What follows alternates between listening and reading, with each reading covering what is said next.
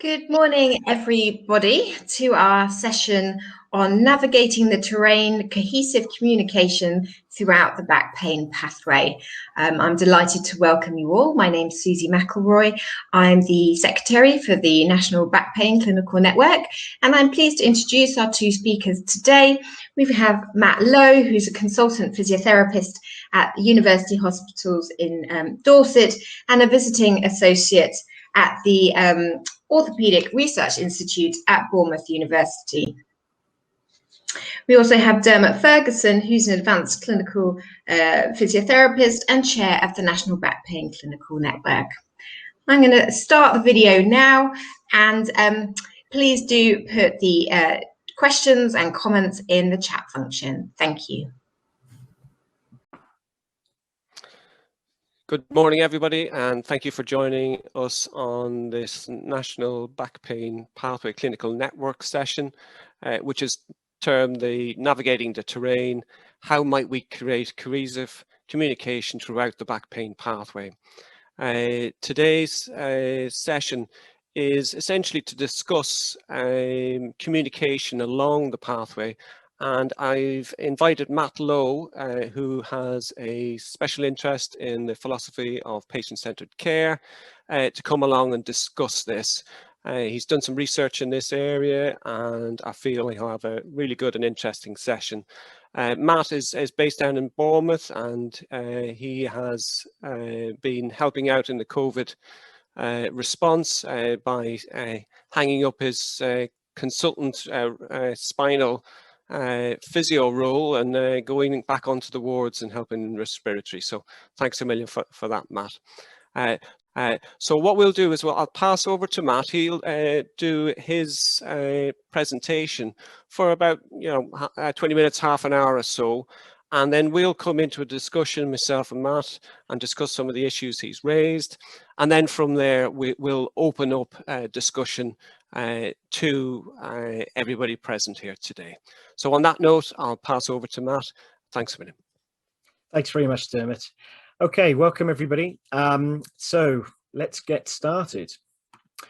So this isn't particularly controversial in the respect that throughout the back pain pathway, it doesn't really matter if it's primary care, secondary care, or tertiary care.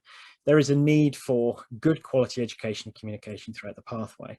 But what I would like to do is just highlight where that's come from, what evidence is there of cohesion throughout the pathway, and probably head towards some idea of gaining some consistency with the careful use of communication because of its potential deleterious effects if used unwisely. So uncontroversially, again, the nice low back pain guidelines do talk about providing information with regards to the nature of low back pain. So the nature of low back pain will have to obviously assert some idea as to what's going on with regards to diagnosis and management, but also treatment throughout the entirety of the pathway.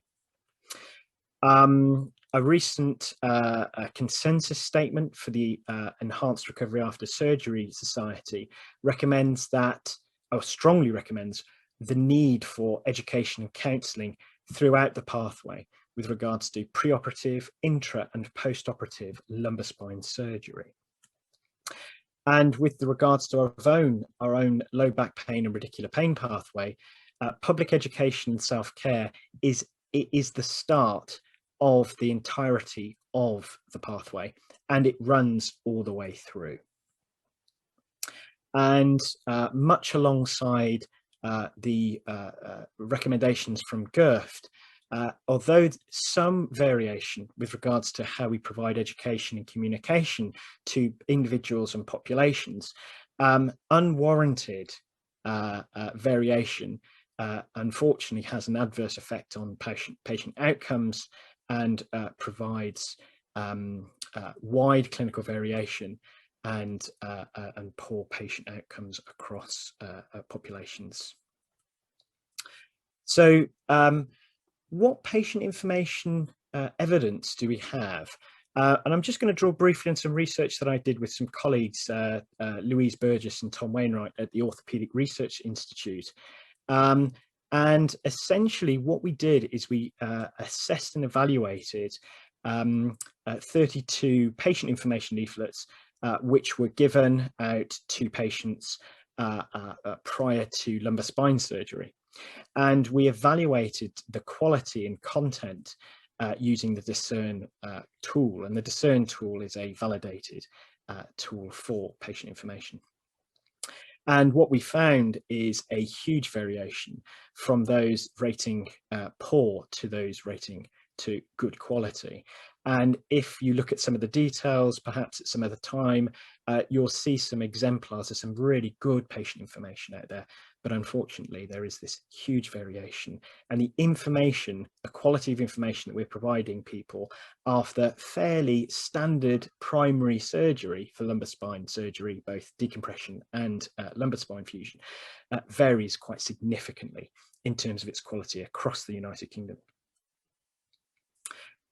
Not only did the quality vary, but there's a lot of variation with regards to the information that we're giving patients after standard either fusion or decompression surgery. So our post-operative information provides quite a lot of confusion depending on where you are in the country. So, for example, what we found was that there would be variation on return to normal activities with regards to, for example, driving in lumbar spine fusion, with some people being asked that being told that there's no restriction to driving immediately after surgery, to some being told that they would have to delay driving for 8 weeks. With regards to flying, 6 weeks versus 3 months. Having a bath, some people recommending 7 to 10 days versus 6 weeks to having a bath. Office work, 6 weeks to 12 weeks. Heavy lifting, there was variation with regards to what was depicted as a heavy object. Some people were depicting a heavy object as 1 kilogram, others were depicting a heavy object as 10 kilograms. And again, you had the variation, 3 months versus 6 months. Return to impact sports, 3 months versus 9 months. And swimming information ever as early as when the wound is healed, 3 to 6 weeks post-surgery, and sexual activities as soon as you feel able to 4 to 6 weeks post-surgery. So that's just an example from lumbar spine fusion, primary lumbar spine fusion. A similar type of thing was found for decompression surgery, although slightly different numbers.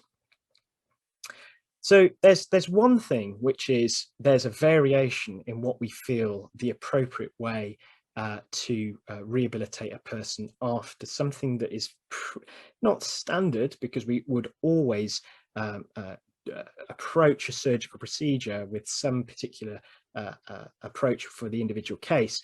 But for something that's relatively standard, there's a huge amount of variation. So what happens with regards to education and communication for those who haven't had surgery, or those that have simple back pain or maybe ridiculous symptoms? What's the variation like there? Why is that variation? What might the consequences be of giving such wildly different information in terms of communication? What potential consequences might be, and what the sources of that? And what we have found, unsurprisingly, is that the words that we use to explain or make sense of back pain can hinder as well as harm and hinder as well as improve the situation. So paying attention to careful communication is one aspect that I think is really important to convey here. And the other thing is consistency of information throughout the pathway, whether that's primary, secondary or tertiary care. I think those are some of the key comments that I want to try and drive throughout this presentation. And when I talk about communication, I think it's also very easy for us to consider the information that we provide being how correct it is, or how that information is received. Either the information that's being given, is that factually correct? How that information is received in terms of how clear that is. But actually there's a whole host of information which needs to be considered the intersubjectivity. So that's the sense-making process that the person communicating and the person receiving that information both need to participate with in order to make sense of the information in itself. So I describe in a paper I wrote back in 2017 about this primary and secondary intersubjectivity, the sense-making processes that people have, and it depends on their own personal histories, their social cultural influences, the level of personal and professional knowledges, their thoughts, feelings, beliefs, behaviors are all part of the picture when providing information to the individual case. And as it is important in the person providing that information, it's really important on the person who's receiving that information. So understanding where somebody's coming from, their perspective, is extremely important before we start to provide or solicit information to them. So it's not just a simple information giving exercise. So we could look at this from two different perspectives. There's the patient beliefs perspective, and although some of this literature that I'm going to be quoting is somewhat old, I would probably say that I'd still probably say that these figures are probably still accurate today. So examples of those are that 60% of people who were asked with regards to back pain understood that the back was a very strong part of the body, but it was also very difficult. It was also very easy to injure. 60% of people who were asked with regards to the cause of their back pain felt that it was due to a slipped disc or a trapped nerve. GPs were felt to be able to tell them exactly what was wrong on their back. 2/3 felt that they needed to have an X-ray in order to identify the cause of the problem. 25% of patients felt that exercise should be avoided. Almost 90% felt that by ignoring the symptoms and carrying on with your life could cause further damage or harm to the back. And there was generally a consistent belief that back pain is the result of ongoing weakness, and it's likely due to, in actual fact, it's likely due to the need for spinal protection, and that facilitated avoidance and altered appraisals of future back pain. There's been quite a lot of research going into some of the information and education and what effects language has with regards to people with back pain. And as I mentioned before, it's not just the patients, it's also healthcare practitioners. So healthcare practitioners' beliefs affects patients significantly. So again, this study by Ben Darlow and colleagues showed a very strong relationship between the healthcare beliefs about back pain being associated with the beliefs of their patients, in particular a biomedical orientation or elevated fear avoidance beliefs are more likely to advise patients to limit their work and physical activities and less likely to adhere to treatment guidelines. Healthcare practitioners' attitudes and beliefs were more associated with patient education and bed rest recommendations, and fear avoidance beliefs were associated with greater reported sick leave prescription, and however, a biomedical orientation is not associated with the number of sick certificates that were issued, interestingly. And as back pain practitioners all the way through the pathway, certain labels that we, or certain jargon that we use can be grossly misinterpreted. So there's a seminal paper by Karen Barker and her colleagues, and this is just an example of 3 terms taken from that lovely paper. So the term non-specific low back pain to patients,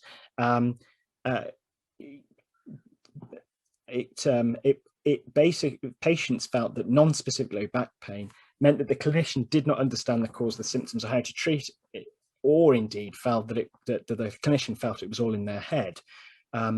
Whereas the clinician was just being very specific about the structural diagnosis. They couldn't identify a structural cause, and the deleterious effect of that is that there is this lack of cohesion between diagnostic categories. again, throwaway words like acute and chronic can mean significantly different things to patients. So acute pain might mean to certain patients that it was either mild or severe pain, or that it was very specific in nature. Whereas for the clinician, we all recognize that acute pain is associated with the time frame. And patients will describe chronic pain as severe, or perhaps even a couple of steps away from a wheelchair, and also persistent, never going to go away. But again, when we use the term chronic, we are just describing it in terms of time frame, as opposed to severity or the amount of distress that would cause. So why might there be this relationship between cognitions, thoughts, feelings, beliefs, and the subsequent behaviours? One way of looking at it is a really nice paper from Samantha Bunsley and colleagues, Making Sense of Low Back Pain and Pain-Related Fear in the JOSPT. And in that paper, they use a very straightforward fear avoidance model, and they interview a number of patients through their journey. And I think that's a really important piece that we want to talk about today, is the patient's journey throughout the pathway. So let's imagine somebody has a pain experience with regards to their back. If negative information or threatening illness information it surrounds that patient at that time, there are a greater likelihood that they are going to catastrophize about their symptoms, which then creates this fear regarding the pain and creates avoidance and the negative physical and psychological responses to that. And that perpetuates this ongoing negative cycle. Whereas if we can limit the amount of catastrophizing and confront movements and gradually increase levels of physical activity, there's greater chances of recovery. And one way in which we could conceive of that is through a common sense model of Leventhal, which was used in this paper. So when someone experiences pain, they interpret the symptoms, they try to understand where that's coming from and what makes sense to them. And in order for that sense-making process to be coherent, they often look towards social messaging. So a good example is the internet, and they draw on their previous experiences. And this creates a representation of their back pain in terms of identity, what could be causing it, what the consequences of that are, how long that might take, and whether or not they feel that they're able to control their symptoms and what their levels of self-efficacy are. And of course, that's tightly linked with their emotional responses. And this would shape their actions, and their actions will be evaluated with regards to their appraisal of the situation.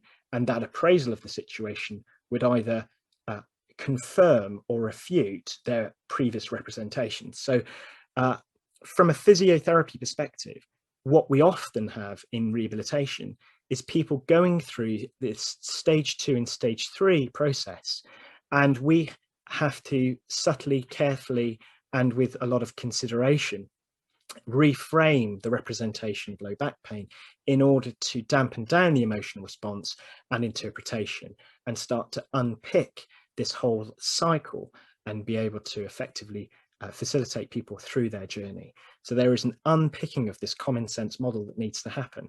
If we manage to make cohesive and consistent information throughout this process, particularly in that early stage, that interpretive stage, then I think that whole process is a lot easier.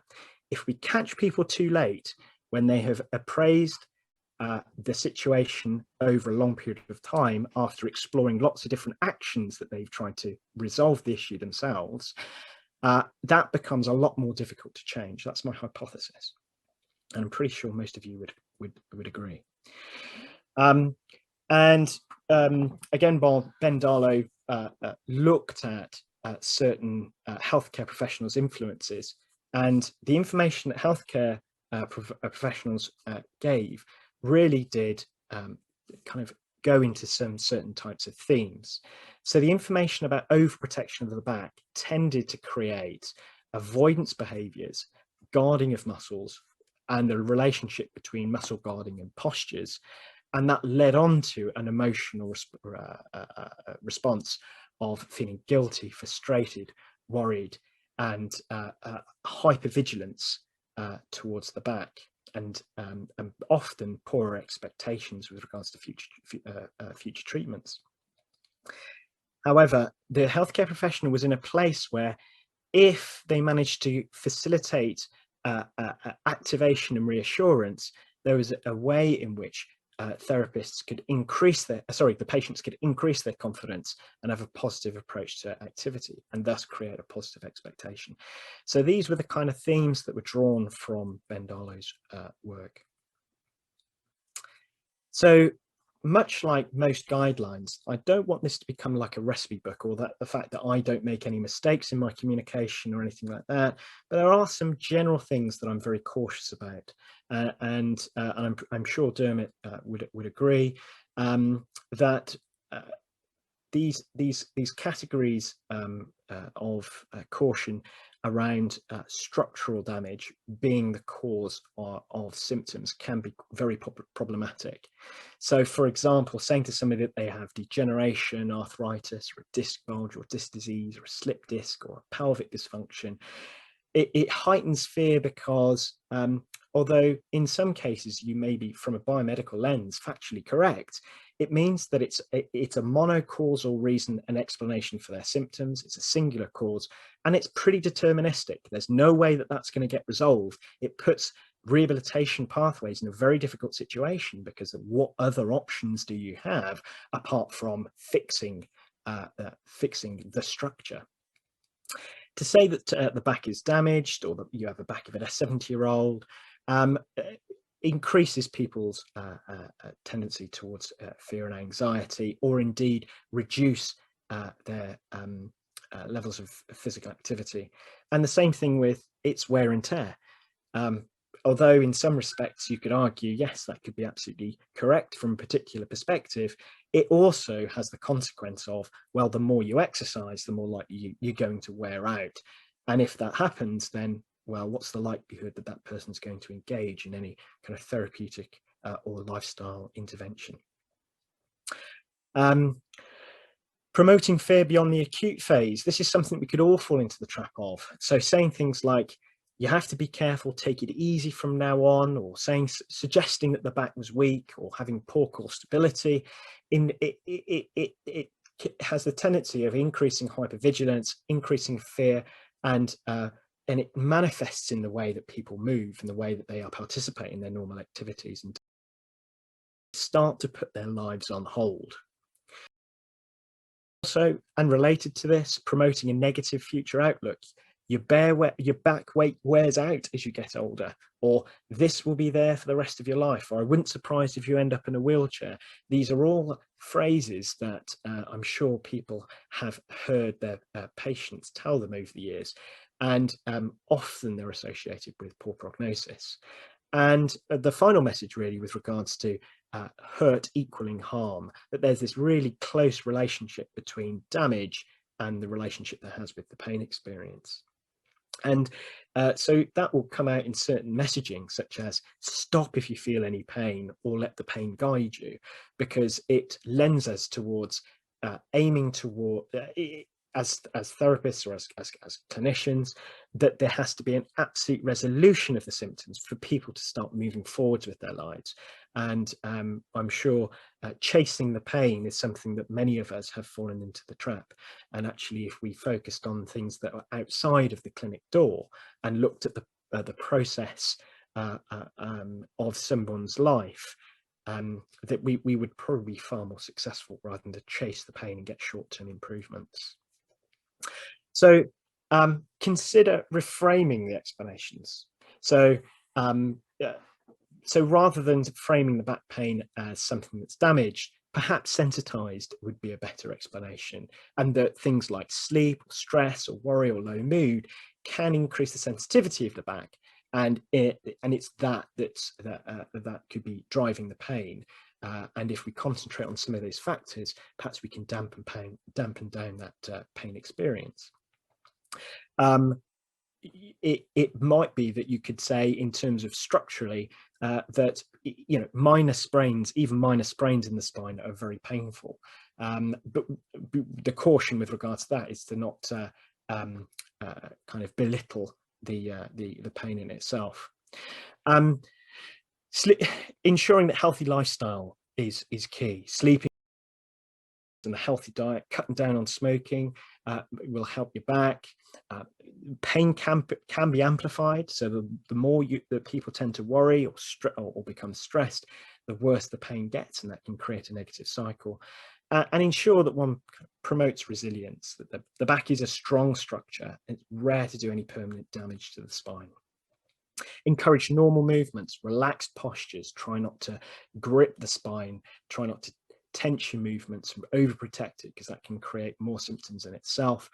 And this really sticky area of addressing concerns about imaging. So this is something that we've all had challenges with. And rather than saying degenerative changes on a scan, perhaps say that the changes on the scan are normal, like grey hair, or it might be that with regards to the imaging, we can't see any structural damage, but much like an ankle sprain, you can't see anything on an X-ray. You can still have quite a lot of soft tissue symptoms. And in the early stages, when you walk after an ankle sprain, you do limp. So we're not suggesting that you go back to all of your activities straight away. You may need to look at moving more naturally and carefully in the early stages, but very, very quickly we want to move naturally. So if you were still walking with a very painful ankle, in a painful way, such as walking after the first 3 weeks, I would be asking questions why, and I would be looking at how we could ask you to move more naturally. It's no different in the spine. Let's not complicate things. Encourage self-management, so ensuring that working on a collaborative plan to treat their own back pain, getting back to work, even part-time at first, helping recovery.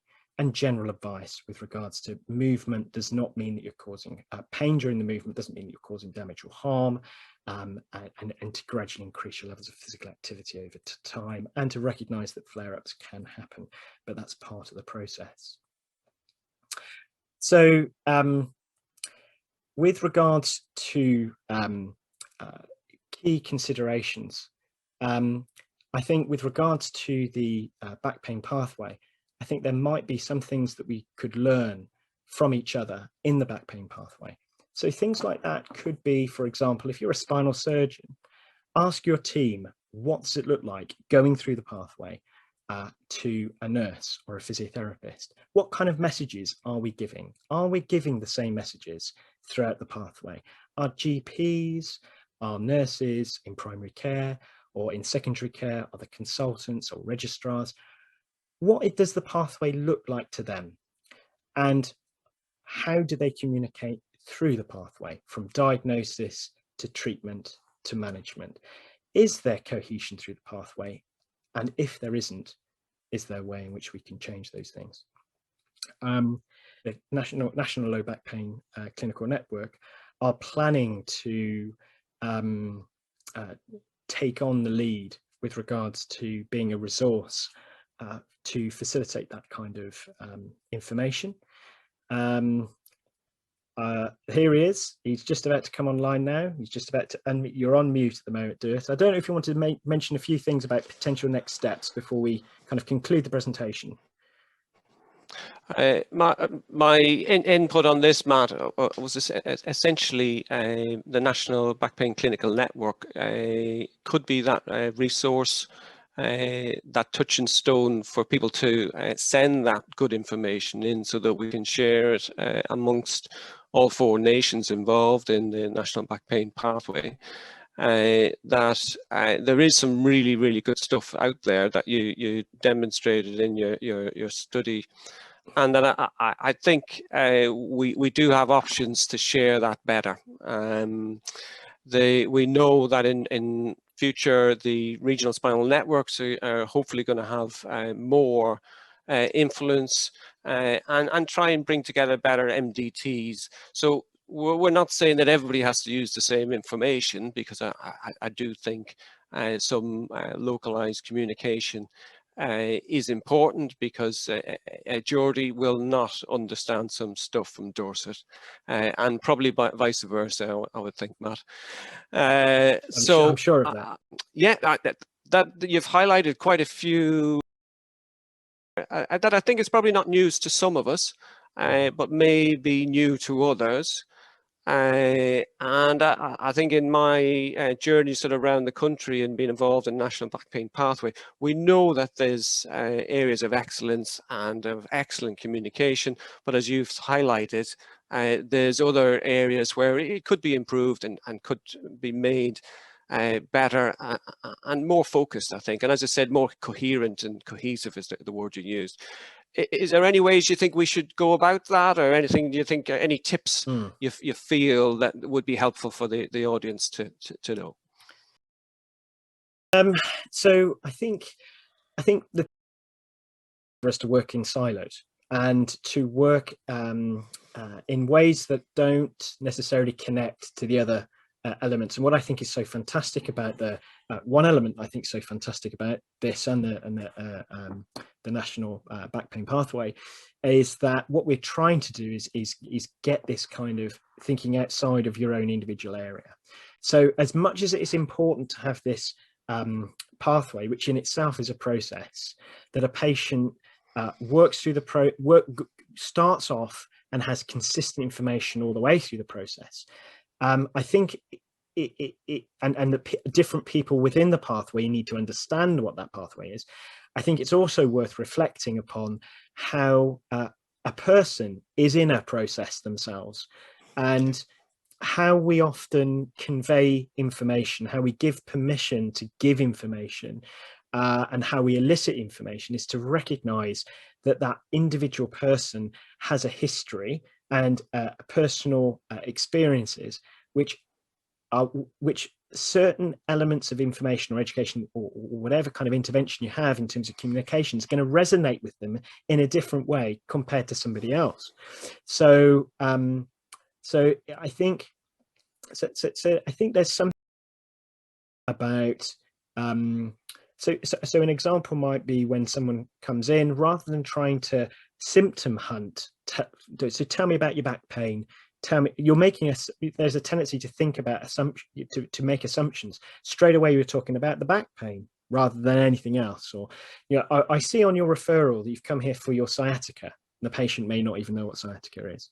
You know, I know this sounds fairly common sense stuff, but opening up the consultation with an open question can provide the opportunity for that person to express themselves in ways in which they feel comfortable, and they may want to kind of join what they perceive you need to know, and being open to that. So something like, tell me your story, or how can I help you today?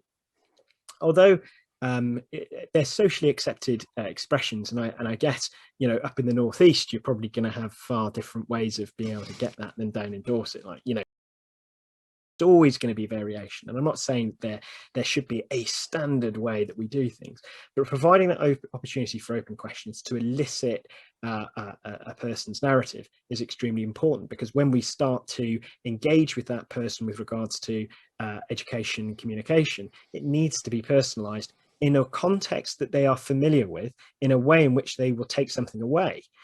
There's no point in talking. So for example, if somebody's an engineer, that might lend itself towards perhaps a more mechanical way of thinking, but then tell them the limitations of thinking in that way. Or if somebody is an artist, perhaps allowing them to express themselves comfortable, rather than kind of mechanizing things. You know, if somebody's an architect, you would perhaps draw on their familiarity with structure, but tell them the differences between structure that cannot change itself and biological structures that can change themselves and adapt over time. So understanding the content. Another thing is perhaps you might elicit information through talking through a typical day. So you know, physiotherapists are notorious for saying, what aggravates your pain? Yeah, because it fits a little tick box that they've got. They've got a little box that says aggravates and ease, and they want to try and fill all that information in. So often a quick tip, which I'm sure lots of people do, it's would you mind just talking me through a typical day?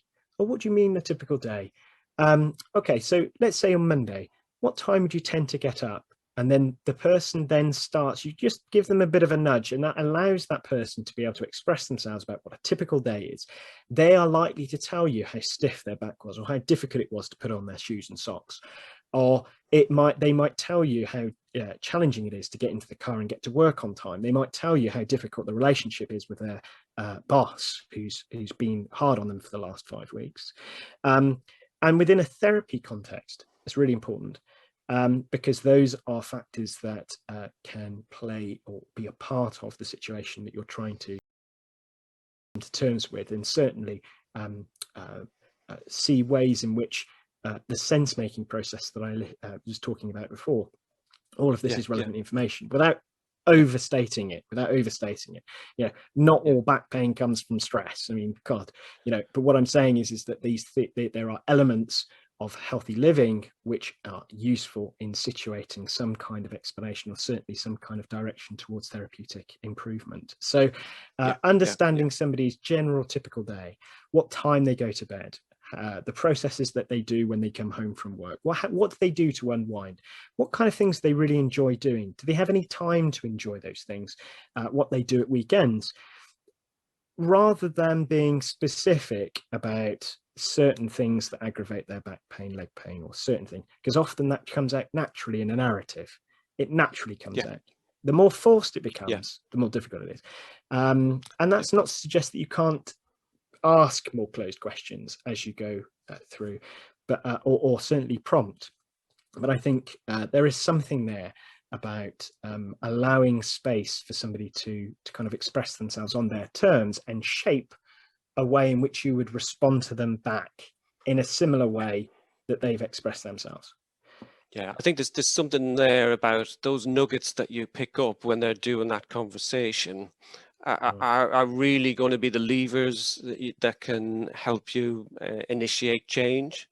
That it's not essentially about what we know or what the surgeon knows, actually to try and understand where they're coming from, the journey they've been on. Obviously, we have the shared experience of a consultation at that time, but we're unaware what's brought them to that point. And actually, if we can understand that journey and understand where they're coming from, then we can help them move forward. But if we automatically, like you said, just impose our structure at that moment, it may be lost upon them. We have to really sort of go back to try and understand where they are, and try and understand what are the barriers, what's happening, what are their concerns and issues. Why have they come to seek help? Because I think that's something to be aware of. And the majority of people who have back pain do not seek help. What's different about this occasion that they have sought a therapeutic intervention? Because most of the time they will have managed it. So I think it's quite vital there to reflect on where they've been and what's going on, but also I think you highlighted there in one of the slides of be really aware of our biases, because we tend to sort of run down that, it's because there's definitely a disc going on here, it'll be that. But then they might say, well, I've had sciatica for years. That's not really the issue. I've had that ages ago. I've always dealt with my sciatica. The issue at the minute, back pain is crippling me and I can't pick up my grandson. That is the issue. Whereas I think we seek some refuge, some safety in what we are confident with, forgetting that actually it's not about us. It is about them. And I like the way you sort of mentioned about the engineer or architect, that any examples that we give, although we can be quite scientific, that's quite anathema to quite a lot of people, that it is a case of we need to fit our explanations into their worldview, into their narrative of how things work. Bigger jump for us to go straight into sort of pain science, or go straight into the biology of a disc, because, you know, that's like me going to see my mechanic and then saying, oh yeah, your what's the jigaboo is out of position, and you say, have you seen that? And I go, well, I don't know what a normal one looks like, you know. And I'm quite conscious of that. I think in the past, when we send people for scans, I'll have the scan up on the screen so when they come in they can see it, and now I turn it off. You know, I ask them how they're doing, how it's going on, and we'll give an explanation, obviously, what's going on with the scan, but I won't go into any major detail unless asked for. You know, I think that you use that phrase, permission to inform, that they're looking for information that's important to them, to make that difference, you know, to encourage them to go on. I mean, on that, is there any sort of nuggets that you've found? Actually, just and sharing, I had a patient in today and sitting in my clinic, and he's doing great for a guy who had 7-10 year back pain. He wasn't moving, wasn't doing anything. He's come back in today and he says, I'm back running now. I'm just doing a couch to 5K, and yeah, I'd love to say it's because I'm brilliant. What was the difference? And he said, you just gave me the ability to say I'm going to make a change, and I'm safe to do that. That I was examined carefully, I was given some insight to what was going on, and he said the difference was he was in a hunt for a fix for 7 to 10 years, seen multiple professionals. Actually, at that stage in his journey, I was the person who said back pain is a long-term fluctuating condition that you will have throughout your life, and let's see if we can live better with it.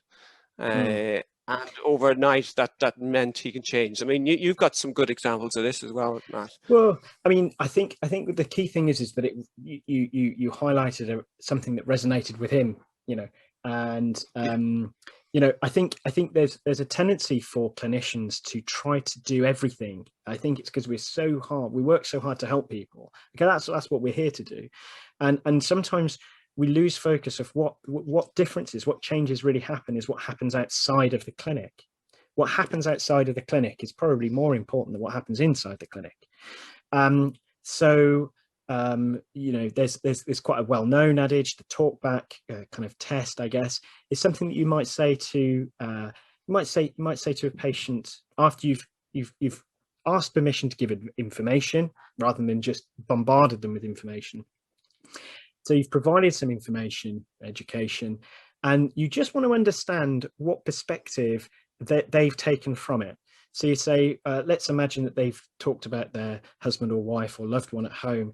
You would say something along the lines of, so if you were to go home today and your husband were to say to you, all right, what did the physiotherapist say to you? Or what did the clinician say to you about your back problem? What's it you would tell them? And you would basically ask the patient to tell you what they would tell you their husband or their wife or their loved one, what they understood about the consultation. And it's really surprising what information you get back. Because then that's your opportunity to say, right, I'm really sorry, I didn't mean that, you know, I meant this. So I think it's really important, because what happens outside, sometimes it's even more, sometimes we kind of having loved ones in the consultation can sometimes be a distraction, but sometimes it can be the best thing that ever happened, because they both go away with a shared understanding of what the situation is, rather than one coming into the consultation and then coming home and then having a conversation with their loved one and then it completely being reversed at home. So all of the messaging is complete nonsense or whatever like that, you know. So there's something to be said about the processes that happen outside of the clinic. And I think I'm much more in tune than perhaps I have been in the past about how important stuff happens outside of the clinic. I think that's extremely important. So it's not just education information that happens in the clinic, it's how that's translated and how and the meaning of that back at home, back at work, and so on. So yeah, it's not easy. I think there's some role though there in as clinicians. We only we're a little snapshot in time, but as far as that time spent with us, it's pretty powerful. And you know, sometimes you sort of use the analogy. Advice given by a GP is like a sort of post-it note, but something given by an orthopedic surgeon is like super gorilla glue that if you say that word, it lasts forever. You know, I'm astounded how people can recite that phrase back. My surgeon told me to be careful. So that's what I am. He said not to move, so I haven't sat down apart from a toilet for months. And you kind of think, whoa, whoa, whoa! I'm sure he didn't mean that. He probably just said, you know, I'm reminded of, you know, the conversational style that I've got. That typically in Ireland you'd say to somebody, "Oh, all the best now, God bless" at the end. But when I moved to Britain, that wasn't socially acceptable, we'll say. So then I start saying, take care. So they're the last words I say to somebody that I've just spent the last 20 minutes saying, oh, go swimming, go cycling, take it, yeah, you get back trampolining. And then how do I finish the consultation? Take care. You're fragile. You know, and it's those little things. And I think, you know, if you ask, and they've done studies on this, what do patients remember from consultations? The introduction and the end, and probably about 10% to 15% of the middle bit. So if you can make those points important and vital, then actually they may stick like gorilla glue to say that he said I'm safe to move. I'm okay. So if we've learned that they like walking or they like cycling, our last comment could be, get back. That could be your goodbye. You know, and that holds, that lasts, because too often I've seen things like, and we've all seen this. I've come in today for my surgeon told me when I had my last knee replacement that the other knee had 5 years, and when was that? 5 years ago. So and that passing phrase. It was like a sort of chip on your windscreen. It's just there. At someday it's going to go, and it could explode or maybe not. It's a case of we've just got to be more conscious and more careful with what we say, because it does have meaning and it does have effect. You know, but if we can make those things powerful, so that they stick to make that person independent, confident, to make them know that actually this long-term condition, that they are in the driving seat, as Pete Moore would say. They're the person in control of this, and we eyes, and to help them. I love your navigating the terrain stuff, because that makes it a case of, you know, we are not the people on the journey. We're just travel agents that they come to see, to say, well, you should do this, try this, and everything else, but to help them to understand. And I think Matt would use that phrase before of, too often in the past we've stage, but we need to be that guide at the side, that person who sits there, looks at the problem with that person and said, yeah, let's work this out for you. You know, and I think that's really what it's about, sort of personalized care. Absolutely. Yeah, that's sort of resonate, I think. Just leading on from that, on person-centered care, I know I wanted to give a sort of shouts out for Cause Health, because I know you've been working on that. Could you just give a brief sort of overview, and then we'll sort of wrap it up? Yeah. I mean, so for those watching, if you wish to have a look at some of the references, I've got them there. By all means, press pause and you can have a look at that there. and some of the references with all the resources. Cause Health is there's been a research project I've been involved with, which has looked into the philosophy of causation and some of the ways in which healthcare systems have been shaped by our assumptions with regards to causation. And we've I think unearthed quite a different direction in which a healthcare system could go. And the book Rethinking Causality Complexity for the Individual Unique Patient is currently an open source booklet. The link is just there. And there's also been some podcasts by Oliver Thompson on the Words Matter podcasts, where we kind of go into some of the details with other aspects of things that are related to the stuff that we've talked about. And also a bit of a hat tip to Christine Price, who's an ex-patient of mine, and her journey through living with persistent leg pain, persistent sciatica, and also really good resource, livingwellwithpain.co.uk. So yeah, I would say, yeah, been good. If there's any information, if you want to get in touch, we've got our I got my email there and our Twitter handles. That's not a bad place to get in touch if you need to get in touch. But I hope everyone's found that quite informative. Yeah, thanks, Dermot. That was a really nice discussion point. Yeah. Now, and onto that, I'm going to open to the floor, and we'll take some questions. My apologies to everybody still online. The nature of virtual sessions has just been proven. The purpose of our talk, for those who were able to stick with it, was to try and outline that it's quite important to be mindful what we say to patients, how we frame our statements, but also to have some sort of idea of where they're coming from, because it's really important in these situations. Now, I'm very conscious that we're going to be going to the next session in 3 minutes. I have uploaded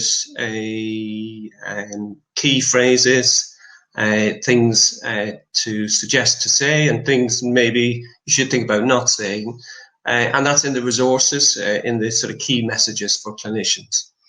Our hope is that we in the National Back Pain Clinical Network can become a resource for useful videos, useful patient information leaflets, and try and share effective communication across the pathway. We have a number of different professionals who are experts in their field. We all should be experts in communicating with patients. We should all be experts in trying to understand where that patient is from, and to hold their hand as they travel on their journey with back pain. As I said in the talk, for the bit that we saw, it's more important to be that guide at the side rather than the sage on the stage, to really try and understand and appreciate concerns, expectations, and if we have to, bring a patient down from expectations that are not achievable, to do that in a kind and empathetic manner, because that makes all the difference. A phrase that I used in the talk that we got to was that what we say is really sticky, and depending on how big your title is, it becomes even stickier. So the GP may be like a post-it note, whereas ourselves, we're more like super glue. Whereas Nafis online there, he's Gorilla Glue. His words stick, and they stick for life. So when we're using those words, make sure that they are empowered to move and to live better with their conditions. I don't know if anybody else wants to step in there. Matt, did you want to say anything? You're on mute, Matt. Okay.